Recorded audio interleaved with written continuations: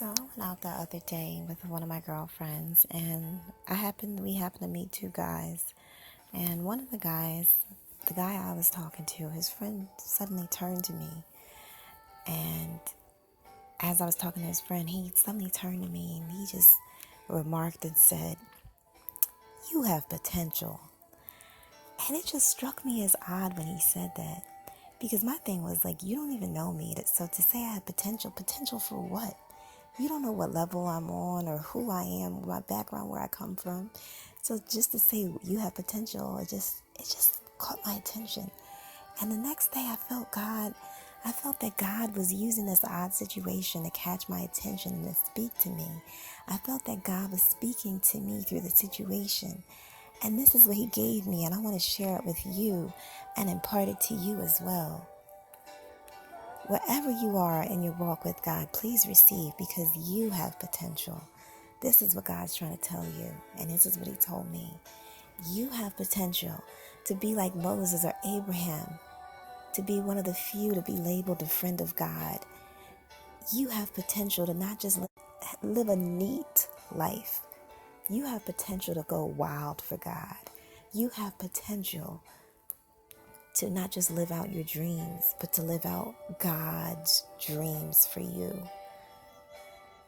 You have potential to see what no eye has seen, what no ear has heard, the plans that God has for you.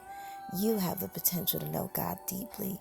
You have the potential to hear God constantly, to know the heart of the Father.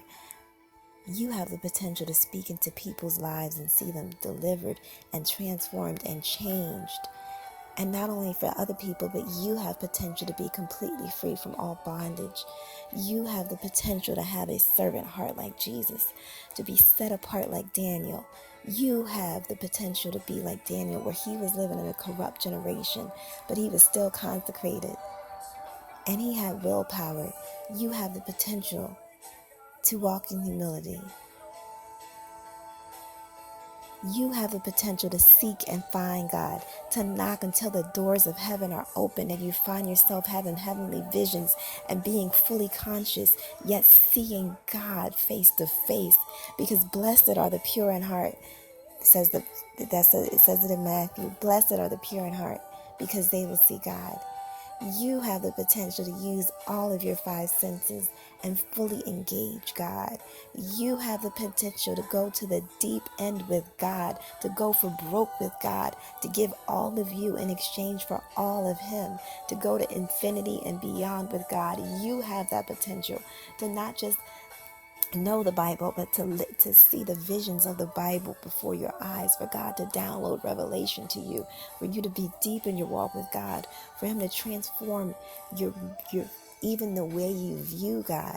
You have the potential to be best friends with the Holy Spirit, with the power of God, with the helper of God, to know God in the same way as some of the great Christians of the past and the great saints, Catherine Coleman. You have the potential to be close to the Holy Spirit, like Benny Hinn, William Branham, to experience God like William Seymour, A.W. Towser, to have a heart like Mother Teresa. You have that same potential, to have that same compassion of Heidi Baker and the great mystics. You don't just have to admire them, you can be like them, because in you is the same potential for growth. You have the potential to know God and touch other people's lives because of your connection to God, in such a way as Ruth Heflin, Maria Woodworth Etter, to be so close to God that, like A.A. Allen, you have visions of the people you will meet in the day before you even meet them. And you see what they need from God even before you even meet them, and you know what to pray. You have the potential to see people instantly walk up and get up out of their wheelchairs just because you pray for them and you have faith to believe. You have the potential to move mountains. You have the potential. There's a lot of good in you already. This is what God's showing me. Don't take it offensively if somebody that you don't know says you have potential, because guess what? There's a lot of good in you already. But that doesn't mean getting closer to God is not going to make him rub off on you more. And that doesn't mean that just because you already have a lot of good in you, that doesn't mean that getting closer to God will cause him to impart more good in you. You still got a lot further that you can go. You have the potential to be prophetic like Oral Roberts, to have the glory, to be a friend of God, to have the glory of God fall on you and wake up with glory dust on you like kisses from heaven. Oh my God, you have the potential to be like John G. Lake, to be one who would clear your whole city of all diseases. You have the potential to go even further than they did. Not just do their legacy, but go even further than they did. You have that same potential to walk in the mantle of Jesus. You have the potential to change every single life around yours for the better. You have the potential to not only see the glory of God, but to see the glory of God in your character, that you would be forgiven. You do have the potential to be free from offense and to be free from being a bitter, angry, resentful person, and to be free from being someone who is easily irritated or lets things get to them.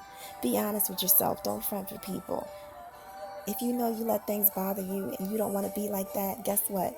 God doesn't want you to be like that either. And you have the potential to be free from any type of bondage in your life, any addiction. You don't have to get high every day.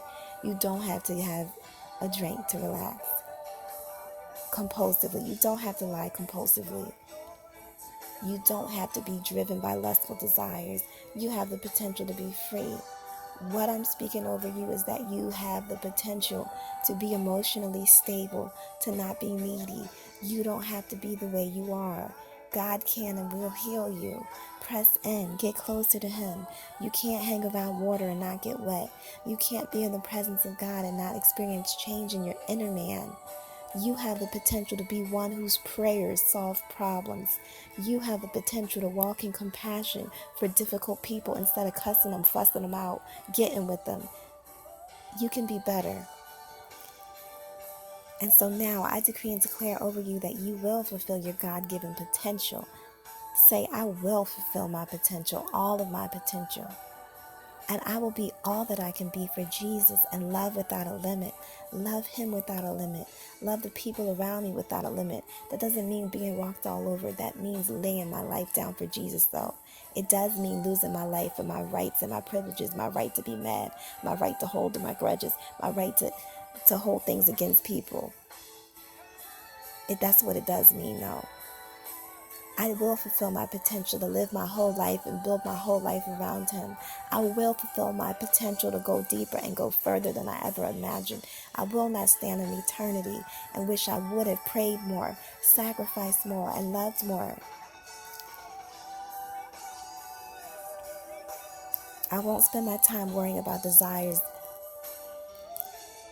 my desires. Oh, Father, I pray, Lord, even concerning desires that are not necessarily sinful, but that still take up too much space in my heart. These desires may not be gratifying my flesh, like, for example, a pure desire to just have a baby, to have a family. That's not sinful, but if it's taking up too much space in my heart and I idolize it, oh, Father, anything that I'm focusing on more than you, God, I don't want to like it. I don't want to love it more than I love or more than I want to fulfill my potential. I want the strongest desire in my heart to be to fulfill my potential to go all the way with you, Lord. Because wherever your heart is, whatever your desires are, there your heart is going to be. I want my desire to be with you. That's what I want my number one desire to be, you. Not idolizing nothing, Lord. So, you have potential. I encourage you, don't play it safe, but fully enter into all of God's promises for you. Will you fulfill your potential? I'm challenging you. Don't worry about nothing or nobody. It can't be about anybody. This time around, it's got to be about you and God, getting closer to God. Not what you want out of God, but getting all of the God in you out of you. You know how they say it's the God in me. Well, why don't you let the God in you free?